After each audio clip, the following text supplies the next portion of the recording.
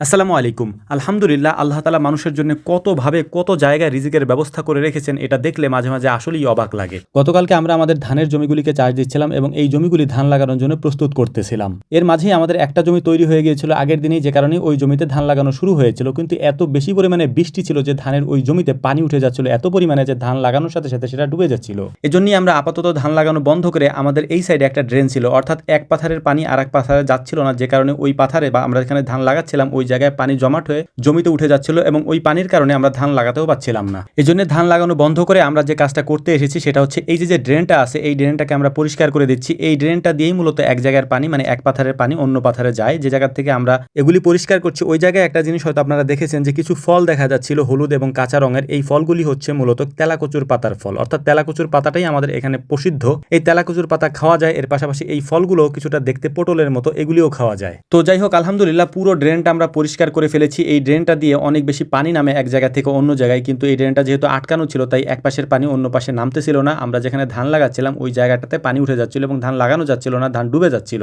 তো ড্রেনের মধ্যে যত লতা পাতা এবং গাছগাছালি ছিল এগুলি আমরা পরিষ্কার করে ফেলেছি প্রথমে। এরপরে ড্রেনটাকে আমরা হালকা একটু গর্ত করে নিয়েছি, কারণ দীর্ঘদিন পর্যন্ত এই ড্রেনটা ব্যবহার করা হয় না বা এটা দিয়ে পানি নামে না, যে কারণে এই ড্রেনের মধ্যে মাটি এসে ভরে গিয়েছে। মাটিটা হচ্ছে ইঁদুরের মাটি, ইঁদুরে এখানে মাটি উঠিয়ে এই ড্রেনটাকে পুরোটা বন্ধ করে দিয়েছে। তো আলহামদুলিল্লাহ আমরা পুরো এটা কমপ্লিট করে ফেলেছি। তো যাওয়ার সময় যেহেতু এখানে স্রোত নামতেছিল তাই ওরা মাছ ধরার জন্য একটু ট্রাই করতেছিল, কিন্তু মাছগুলি একেবারে ছোট ছোট, বর্ষার সিজনে যে একেবারে ছোট মাছগুলি থাকে সেই মাছগুলি এখান থেকে ওঠানামা করছিল। তো আমরা এটা না করে আমরা চলে যাচ্ছিলাম আমাদের পরবর্তী কাজে। মূলত আমাদের সব কাজ শেষ হয়ে গিয়েছে। এখন বাড়ি যাওয়ার আগে আমাদের যে এখানে একটা কচু ক্ষেত ছিল, অর্থাৎ যে কচুটা আমরা লাগিয়েছিলাম এখান থেকে মাঝে মাঝে আমরা কচুর লতি উঠিয়ে নিয়ে যাই, প্রায় প্রতি সপ্তাহেই প্রায় উঠিয়ে নিয়ে যাই। তো এই কচুর লতিগুলো দেখলাম যে অনেক বেশি বড় হয়ে গিয়েছে এবং এখানে অনেক বেশি পানিও হয়ে গিয়েছে, তাই এখান থেকে কচুর লতি উঠানো এখন একটু কষ্টকর। যেহেতু আমরা একসাথে অনেক লোক এসেছি তাই ভাবলাম যে সবাই মিলে একসাথে যতটুকু পারি আমরা এখান থেকে কচুর লতি তুলে নিয়ে যাই। তো যাই হোক, আলহামদুলিল্লাহ দেখতে দেখতে আমাদের বড় একটা বল ছিল, এই বলটা ভরে ফেলেছি আমরা কচুর লতি উঠিয়ে। তো লতি উঠানোর পর আমরা এগুলিকে উপরে নিয়ে যাব। বিশেষ করে আমাদের সাথে যারা থাকেন বা আমাদের সাথে যারা কাজ করে সবাই মিলে আমরা এই কচুর লতিগুলি ভাগ করে নিয়ে যাই, কারণ আমাদের সাথে 4-5 জন মানুষ থাকলে বা 6-7 জন মানুষ থাকলে সবাই মিলে ভাগ করে